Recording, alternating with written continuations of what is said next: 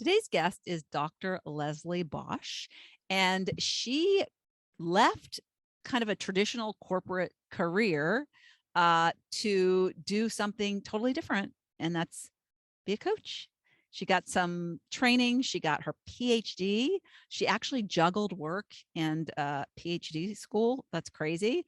But she did all these shifts right around the time she was, entering her 50th year or 51. And so she is now 60. So she's been doing this thing for a while, but it's such an interesting story. Not only her pivot, because, I think a lot of people can relate who are at that midlife point and wondering what's next, but also we talked about a lot of the kind of services that she provides in terms of how she helps her clients. And one of the conversations we had was about menopause specifically, and how because we talked about stress and how it's such an invisible thing that a lot of people don't know they have, but a lot of the symptoms are very similar to what we would refer to as menopause. And so I asked her, like, what's the difference? How can you tell? So that was really interesting. And yeah, she talked about some of the shifts that we make. And because she's a developmental psychologist, she talks about what that is, but she knows a lot about how we develop as a human. And there's a shift that happens when we get to midlife around 50. And I experienced it. So it was so really kind of striking when she talked about it, because it's like, oh my gosh, that's what happened to me. And it's like, I guess it's a part of the developmental process, happens to a lot of people. So it might be happening to you. And this would probably be a great episode for you to listen to for that reason. So without further ado, let's get to the episode now. Welcome to another episode of Not Your Average Lives. And today I have with me Leslie Bosch. And I will say, Leslie and I have been exchanging emails for almost a year, I'd say. She's been in my aura, I guess you'd say. And she and I do similar things. She's a coach as well.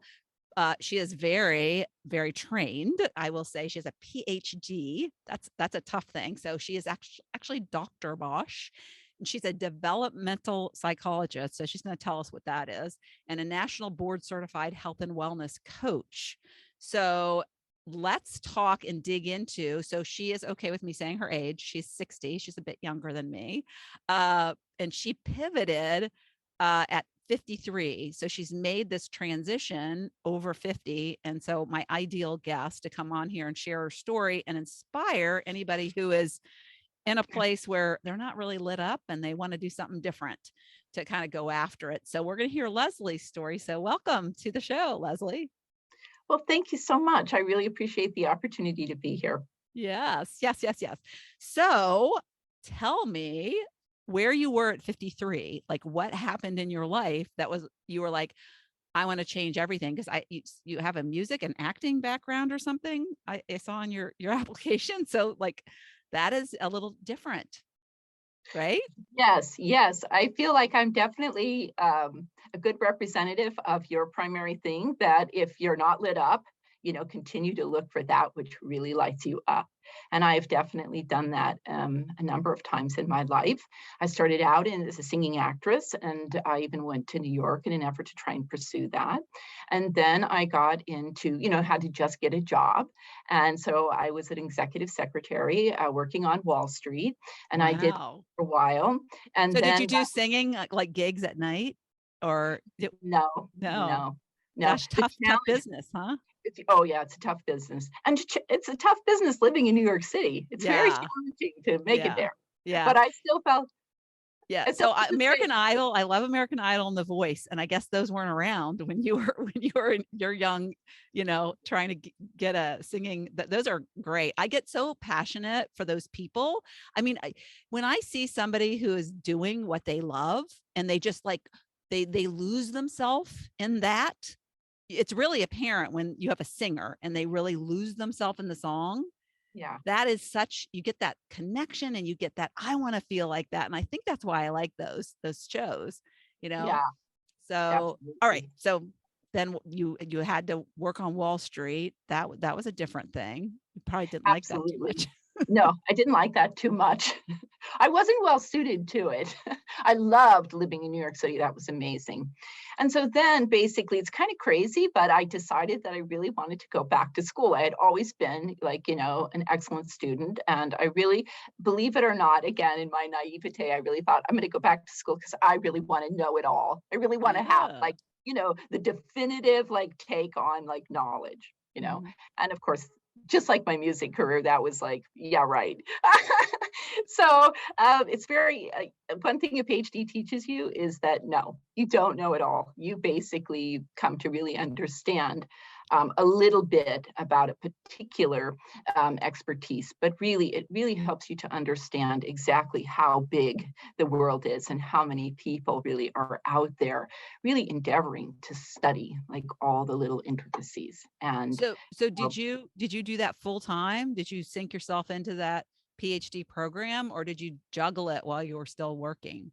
yeah, juggled it while I was still working. So that was really Wow. challenging. Yeah. Yeah. Yeah. And what did you get your PhD in? In family studies and human development. Okay. Yeah. So really studied my area of expertise was really in identity formation. Hmm.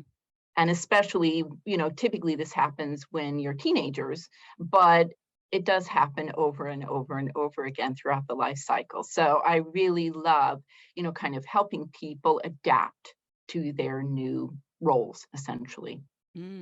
Yeah. And that after you did the PhD program, you adapted to a new role, right? Kind of switched an Yeah. identity of a singer to an identity of wanting to be a coach. And so tell me what a developmental psychologist is. Well, a developmental psychologist is really fascinated by just basically human development. As you know, throughout the life cycle, people go through many stages. And developmental psychologists study how they do that, how well they adapt. And we also do studies in an effort to try and figure out how best to support people in adapting to the changes. Mm. And does it, I mean, it's all stages of development. It's not just a particular stage of development. Like when you say development, are you talking about like the physical development, the mental development, or all of the above? All of it, all of it. Wow.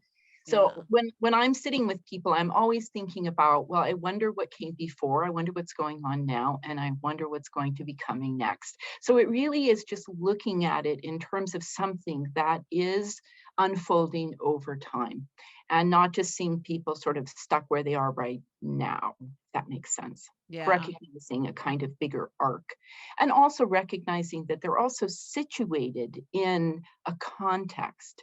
So this is another thing that developmental psychologists do. They think about where people are situated. And this is really important. It's kind of the cultural influences on their development. Mm. Yeah. Do you find that people, when they come to you, since you know about identity and are kind of an expert in that area, do you find that they are often like in an identity because but they don't really want to be there. They want to be something else. And so they're kind of stuck in this vortex of, well, I have to be this because for whatever reason. And maybe they think it's to please other people or to satisfy somebody else's need. And then they're like, oh my God, I am so unhappy. But and it's more at an identity level. Absolutely. They can be going through a kind of identity crisis. I think it's Got it. so beautiful that you even mentioned that. A lot of times people can find themselves stuck in lives that really aren't about them. It's about what somebody else thought they should be doing. And so again, this goes back to really what it is that you are always talking about, which is that sense of, does my life, my identity, again, identity is who am I? Where am I coming from? Where am I going? And what is the point really of my existence? What am I offering to the world? And if that doesn't really fit with kind of what you were conditioned to do, this creates a lot of stress and unhappiness because there's a big discrepancy between what people are encouraged to do and what they actually like long to do. Mm. Yeah. One of the things that I've heard in terms of like words to watch for is should, Yes, because when you absolutely. use the word should, it's like not because you really want to. It's because you think you're obligated to, or there's something that is pushing you to that, and instead of like pulling you to that. And Very yeah, interesting. Yes. yeah. So that's a just for my audience, whoever's listening out there, if you're doing things because you think you should do them, that is a indication that you need to step back and say, hey, because you want to be like get to. So it says like, I get to do this. And it's like there's more excitement with that, I guess, when you think about it. But yeah, I've heard that's a warning word. Yeah. So you help busy professionals achieve their wellness goals in 7 core areas of health. And you talked about really wanting to help in stress management, which touches on, I mean, there's different things that cause stress, but like sleep is an indicator, I guess, or lack of sleep if you're stressed, right? And weight. Right. And so, yeah. So tell me about that, because I recently interviewed somebody, and she was a surgeon, and she became a stress resilience expert. And it was fascinating about all the indicators of stress that are so invisible, Yeah. that people operate in the world walking around, and they have all these ailments that they think are caused by something completely different. But the bottom line is it's stress. And so it's such an invisible illness, or it's an invisible, I don't know what you'd call it, but it's something that is causing illness. Kind of, Yes, yeah. yes, exactly. And that's really what I learned, like when I wasn't doing well. I wasn't feeling well. I was gaining weight. I was feeling tense all the time. I was, sort of arguing with my husband, having a difficult time because again, I was working really, really hard, but I did not know about stress. I didn't know about stress management. And I really didn't, like you're describing, I really didn't know what was going on. And really, I thought to myself, why don't I know? And really, in many respects, it's because the medical profession is itself just kind of catching up to really understand that stress and a sort of chronic stress response, all that cortisol, coursing through your veins, is really what's causing a lot of these sort of chronic diseases like heart disease, or that a lot of people die from, heart disease, cancer, diabetes, all these types of ailments actually have this undercurrent of that chronic or mismanaged stress. Yeah. Yeah. I work with Alex Paulos, and one of the things, we want people watching at a mall, because you can tell when somebody is not in their living their true to their authentic self. They're in a kind of mismatched in identities kind of thing. Mhm. And he can actually, and he was training me how to see it in people, like when they walk and Mm. when they move, because depending on your personality type, there's an inborn personality type. And so it's like, if you're in opposition with your there's signs, like, stiff neck. And, if you're indoor, there are people who their inborn personality is kind of stiff. But if you look at somebody and their inborn personality is not stiff and they're acting stiff, then that's a sign of stress. And so it was so amazing and there were so many people in the mall that were stiff, that were like, you could tell were suffering from stress, that had that, a lot of cortisone, cortisol. Is it cortisone Right. or cortisol? Cortisol. Yeah, Cortisol. cortisol. Yeah. So I guess cortisone is the injection, right? Is that Yeah. help give you I cortisol? think I don't that's like know. a Yeah. steroid, I think. Yeah. Yeah. So tell me what happened when you were 53, because that was kind of a pivot point for you. So what were you doing that shifted things? Is that when Well, you decided to do the PhD thing? no, that's when I finished. So, like at Mm. 53, I finished my PhD. And then, of course, there was the challenge, there's always the challenge with any degree, which is to connect the dots between like your newfound knowledge and expertise and actual like employment. And this is really challenging, especially at that time, it was very challenging. So, I, of course, put out lots and lots of resumes, and I really didn't find a job. So I thought to myself, okay, what am I going to do? Because I am not, letting this all this effort and all this knowledge go to waste, because I know that if I can get it in the hands of people, they will benefit, right? In the same Yeah. way that I had benefited, because I had Yeah. benefited from the knowledge as well. It helped me to understand so much about myself and why I was doing what I was doing and what I wanted to do, how to figure out what like kind of best practice, what I should be doing, should in the good sense, like if I wanted to get good outcomes, right? So I really wanted to be able to use the knowledge to help other people in the same way that I had been helped. So So were you still in Wall Street, working in Wall no, Street no, at the time? I had moved by then to Tucson, Okay. is where I live now, Hmm. so that I could go back to school at the University of Arizona. Okay. And so I sort of started looking around and thinking, well, maybe I should be like a social worker or a counselor, right? But again, if you look at these, there's lots and lots of study. Again, we're talking about another 10 years before you're qualified, basically. So I said to myself, okay, what else can I do? And I really came across coaching. And I knew that there were a lot of coaching programs out there that were really dedicated to transformation. And I knew that as a developmental psychologist, like that's the meat and potatoes of what I do, which is how to help people, again, up level their game every time they're called to this new sort of developmental challenge or crisis. I mean, we like to think that our lives at some point is going to level out and it's going to be like smooth sailing. But the point is, every new stage in your life presents a whole new set of challenges that you have to then again try to work through and figure out how you're best going to manage it. And so I thought, okay, that's really what I want to do. And so I started looking around for coaching programs. And that's when I found the Andrew Weil Center for Integrative Medicine. And that's when I decided to join and to start learning all about health and wellness coaching. Mm. And is that a lot of nutrition, or, what does it mean? A lot of people don't know what integrative wellness means. That's a great question. Yes, integrative really sort of again means that it's a kind of holistic approach, that the sum of the parts are greater, right, than the whole. In other words, you really can't just do one thing. You really kind of have to attend to the interdependence of, in this case, as we're talking about the 7 core areas, which you mentioned are sleep, nutrition, movement, relationships, resilience, spirituality, and environment. Of course, there are other areas of your life that you need to attend to, like, your career and what it is that you're doing every day that hopefully lights you up and, showcases your talents.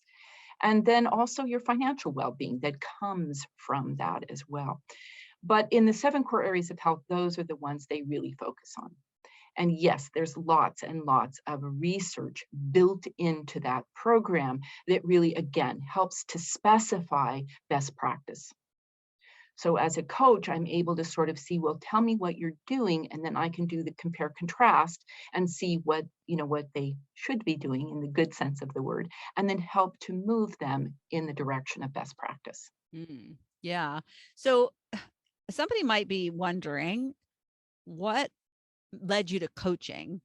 Because, you could do a lot of different things probably, but what is it about coaching that lights you up?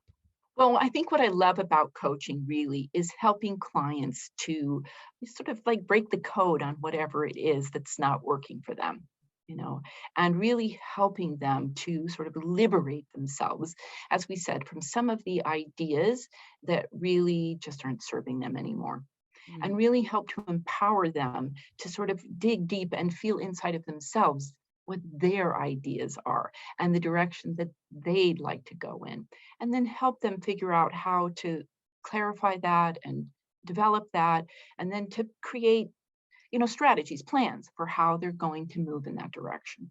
Mm. Yeah. And so if there's somebody, what kind of symptoms would they show? Like, I need what Leslie does. What would be kind of like, if I saw on a movie screen what was going on with them, like what would be in their life or not in their life that would say, I know Dr. Leslie can fix this. Great. Thanks so much. Yes. So stress can show up, like you mentioned, in many different ways. And one of the big indicators is if you're having difficulty sleeping, if you're having a really difficult time falling asleep, staying asleep. When you get up in the morning, you feel very exhausted.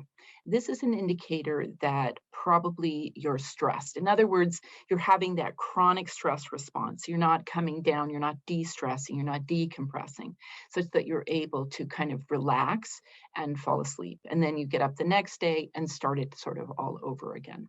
Yeah, and your mind probably is going in 1,000 directions. Exactly. Another Can't turn it indicator off. is, Yeah, yes, another indicator is really busy, busy, busy mind, yeah. and not being able to sort of quiet the mind or also be able to think clearly. Like some people might feel like they have a lot of brain fog, that Mm, they can't really concentrate, that they're distracted all the time. There might be a sense that things pester them, like the same, like a rumination stuff keeps coming over and over and over again. mm. These can be indicators. Clearly, like stress eating or emotional eating, such as people are gaining weight, these can be indicators. If they're having trouble, if they're tense all the time and they're sort of creating a distance with their spouses or their kids because they're kind of snapping at them, or they're kind of isolating because they're just overwhelmed and they want to just kind of shut down. Mm. So these are other really Yeah, good indicators. yeah. Yeah, I would carry a lot in my shoulders and stuff. I think being aware of, your physicality, like, are you feeling kind of relaxed or are you feeling like stiff, like I was saying, but I remember sometimes I would sit at my desk and when I had my corporate job and I would be like, I would just all of a sudden realize I've been like, my shoulders were hunched and I just had to like take a break for a second and just forcibly relax myself. So what came up when you were describing these things was like, sounds a lot like menopause. So I think that a lot of people write off stress as like, oh, I just menopause, and menopause is horrible. But I think a lot of us go through these kind of midlife crises of Yeah. identity. And so Yes. how do you differentiate? And then you go to the doctor and it's like they think it's menopause. So because they're not really well trained in what stress is, which is what this person who was a real doctor was talking about. She said, like, the medicine, people get trained, they don't know anything about the mental health. So how do you know, and what are some indicators to help people like, okay, this is more serious than menopause? I know hot flashes are menopause, but yeah. So how do you differentiate? Well, I think that's so amazing that that's wonderful that you're talking about the kind of, some people call it like a midlife review. It's a little different than a midlife crisis. A midlife crisis really sort of comes a little sooner, like when you're maybe 35 or 40 and you're sort of beginning to see that, uh-oh, I don't think my career is going in the direction that I wanted to go in. I don't think I'm going to get where I thought I was going to get. I think maybe I'm missing out on something, this kind of thing. A midlife review happens a little later, right? Like you say, around menopause, when we really start to see for the first time, like, uh-oh, death is ahead. This is really the first time in our life when we really begin to see like the end of the line. And we really begin to feel that pressure or that anxiety about, we can often, like I always sort of say, it's like your day of reckoning, when you really do have your sort of, okay, let's get out the book and let's start going through everything and asking yourself the question, like, how do you feel you've done? How do you feel things are going? How do you feel that you are progressing in your life, your legacy, right? The bigger picture of your life. And the sense that, on your deathbed, are you going to be happy or are you going to be like really unhappy? Like, again, and regret. A lot of regret is a really good indicator. If you have regrets about how things are going or how things have gone, this is a really good indicator that it's time to start looking at what yet can be done to rectify those regrets, right? To help you live them rather than just push them or continue to stew in them, right? So a lot of people kind of do one of three things. They'll either push them aside and try to forget about it. And this usually doesn't work because it usually keeps coming back, coming back, coming back, because it is a kind of a call a kind of your soul calling or something, if you will. But it's a kind of sense that I have something important I want to do. Let's do it. I've been waiting long enough. When are we going to do it? Right. Or they can kind of just get stuck in a lot of really like of these negative emotions because there is some guilt, some shame, some grief, some anger, right? So there can be a lot of negative emotions and you can easily get mired. I know for me, I got mired in a lot of negative emotions. Or you can say, okay, let me go through and look at what is there and dig a little deeper about what was valuable that was missed. And let me try and see how I can bring that forward and dust it off, polish it up, and like again, develop it and see how I can begin to move it forward. Gosh, that really hit home for me because I remember that 50 was coming and was all about thinking about when I died Yep, and that I didn't want to die with regret. And that's why I yep, made some major life changes yep, at 47 is because I was like, I don't know how much time I have and I don't want to be living it like this. yep, Whereas when I was in my like late 30s, I was more like, what's on my bucket list? I want to do what do I want to do before, you know, just like more thinking of life from an adventure standpoint, not really mhm, any kind of crisis per se, other than maybe getting a new car or, change things up or changing houses to change things up, but no real life shifts. But that 50, I think did a number on me in terms of making me sit up and pay attention to where I yep, was going and how I wanted to live the remainder of my life. yeah, I had this vision of me on my deathbed and not listing the what yep, ifs. yep, yep, yep, And I did not want that to be in my vocabulary when I yeah, was laying there. I wanted to like I opened every door. I examined everything that I wanted to examine and thank God I did that and thank God I had that. I don't know what it was, universal. I got sick of average. That's why I think I so relate with the not your average grandma moniker because I was like living life very average and I was determined not to be average anymore, not to settle for the life that I didn't want and I was settling. And so yeah, that was the big move for me. So thank you for that insight. It was really really good. It will probably hit some people. So if you're there in that kind of place where I was, what would you recommend somebody do as a first, it's so scary when you're there. yes, Like so like it's you can be like so scared that, it's easier to stay in that situation often. And a lot of people don't know like well, if I could take a step, what is it? It's so many unknowns and we're so afraid of the unknowns. So we stay where the known is, even though it's not making us happy. yeah, that's so true. That's so true. I think the biggest thing too, I think in our culture, this is why it's so great that you're doing this podcast, because I think that a lot of people don't talk about this. We are really sort of well, for starters, like you talked about, we're a death denying culture. So nobody's really talking about the long haul and what you really want your legacy. And, like some people get this information, but a lot of people don't. A lot of people are just trying to get through the day, just trying to get through the year, just trying to get through what they're doing right now. And again, sort of with the blinders on and the heads down, just trying to get it done because there's so much to do. So I really think like for me, I really felt that with my graduate studies, it was really such a privilege to actually take a pause and actually start to explore again and to try and take that narrowed point of perspective and expand it, open it in an effort to try and see other things that were possible.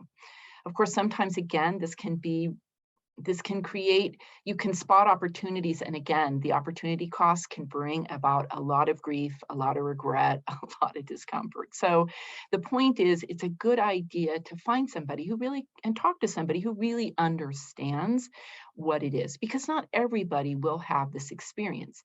If you are really well situated in your life and you are already really doing things that feel fulfilling and make sense to you, you're probably going to move through this transition without much difficulty. But again, if you're somebody who, for whatever reason, sort of got pigeonholed into something that didn't really work for you, then you might have like a bigger sort of crack up or a bigger challenge, right? More guilt, more, more, what's the word I'm trying to say? More of those negative emotions, more grief, Mhm. right? And more regret and more impetus then to go. But you're right, we can be really scared because, again, we don't know how to get started. Mm. So I think I heard you say, if you're using yourself as an example, go where your interest lies. Kind of look Yeah, for what makes you curious, like what, you know, sometimes I say to my students, just do what's fun. Like it might make no sense and it might not be what, like just think of something, some kind of an adventure that you've never done and go do it. Because while you're doing it, it's going to open this mental channel to other things coming in, right? So you'll get exactly. ideas, you might meet somebody that leads you to some other thing and just stop doing what you're doing and do something different. Exactly. Stop doing what you're doing and do something different. I couldn't agree more. Yeah. And all women, I think, even though, for me, I found that I was really empowered. Like I grew up in a really sort of religious background. And so for me, I was late to the kind of feminism thing, right? This was really sort of a lot of what was going on for me that was really holding me back, were some of these kind of prescriptions for how to be a good woman. Mm. And so for me, again, I was so glad that I bumped into some of these kind of feminist ideas that really sort of helped me to recognize that it was okay for me to take on some of these more quote unquote masculine characteristics in which I could be more assertive, or I could be more noisy, or I could be more messy, or I could be more demanding, or I could be, some of these other things. I could be more strong and vigorous with regard to figuring out what I wanted to do and going out and trying to do it, make my way in the world rather than just sort of, because you can have, for me, there's those things in there that say what you should be doing, like you should be staying home with your kids or you should be staying home. So the thing is, a lot of times people will have that sort of lingering, those ties that are kind of holding them back from really sort of feeling like, no, I want to go out in the world and I want to sort of, Yeah. have, carve a way for myself. And I want to go out, especially for women, to go out and really do something that is their own. Yeah. Stand Sort up of for what happened yourself. to me. Yeah. Yes. Yeah. Yes. That's what happened to me, like really sort of trying to become, as it were, a person in my own right, who was Yes. really able to do sort of all the things and myself. So Yeah. it was really kind of, again, a process of, they call it individuating, or some people call it realizing, like Maslow's hierarchy of needs, Mhm. really becoming, as it were, self-actualized. Yeah. Yeah, that's great. Yeah. I share that with my students, so that's really good. Yeah, so it's so funny because I think too, as women, most of us women who are parents who have had children are natural nurturers. Even women who wanted to have children and can't. They're natural nurturers. They might be nurturing pets, but um, so it's interesting that you talk about the religious upbringing because there's societal kind of like the way you were raised and whatever those norms are in your culture that could also do similar things to kind of like your natural senses to as a nurturer to pour from your cup for somebody else. But then you've got these some sort of cultural thing that in your case kind of did a number on you in terms of limited you in some ways. So that's very, yeah, cool. Very interesting. Love this conversation. I could talk to you all day. Yeah. So, well, we're kind of needing to wrap things up. So one of the things do you have any like final words, tips that you'd like to share before we close? Any final tips, words to share? I think one of the biggest things too, I would just share like the importance really sort of self-compassion, which is really like figuring out how to befriend yourself and how to sort of, embrace yourself and accept yourself where you are, and recognize that, you're not alone in the struggle. Like, there are lots of other people out there, especially women, who are going through the menopause thing, going through the empty nest thing, going through the, the second act thing. And there's lots of stress, of course, that can come with this. But one of the best things to do, especially when the negative feeling starts to come up, is really to embrace yourself and to recognize that you're not alone, and to really try to be kind to yourself and say, like what you mentioned, how can I best take care of myself? How can I, eat nourishing food? How can I get some exercise? How can I make a friend or talk to a friend? How can I talk to myself in ways that are kind and gentle, in the same way that I would talk to a beloved child or a beloved friend or someone else who was in need? Because a lot of times we can really be hard on ourselves. Our internal conversation can really be tough. So I think that's one of the biggest things, to try and embrace yourself and try and befriend yourself and be kind to yourself. Yeah, I love that. Self-compassion is so important. One thing that Mel Robbins did recently, she came out with a book and a high five habit or something like that. And she did a challenge, and it was like and people had to post pictures of them high-fiving in the mirror. So Yeah. that to me is like, when you were talking about it, I thought, what's something simple somebody can do is every time they look in the mirror, smile and say high five, like, because you're looking at yourself and you're in a way just connecting and being happy to see yourself. And Yes. yeah, and kind of like good job kind of thing in the mirror. So that's so cool. So yeah, so tell me what living a not your average life means to you. Well, for me, as I mentioned before, again, it's really just continuing to pursue those dreams that you have, whatever comes there for you, trying to find some way to continue to try and pursue those things, to whatever degree that you can, so that you can feel that you really do have that kind of self expression that is really very unique to your heart, to your soul, to your preferences, to your deep desires. That's beautiful. So yeah, follow your dreams. Yep. And get rid of the shoulds. Turn them into I get tos. Thank you so much for being here. It was lovely chatting, finally meeting you and on Zoom instead of just email. So thanks so much. And it's going to be a great episode for people. Lots of great tips. So great. Thank you so much for having me. Thank you so much for tuning into the Not Your Average Lives podcast. If you haven't yet, make sure to subscribe on iTunes if you have an Apple device. You can find free resources and learn what else I have going on at the moment that might interest you on my website at notyouraveragegrandma.com. You can also find me on Instagram or Facebook at Not Your Average Grandma. If you liked this episode, it would make my heart so happy if you could leave me a 5-star rating. You can also add a review to let me know what you like about this podcast, which will help spread the word about it to others who need a little midlife inspiration. As always, be you, listen to your inner voice, and focus on reigniting that lost spark so you can start living your own, not your average life.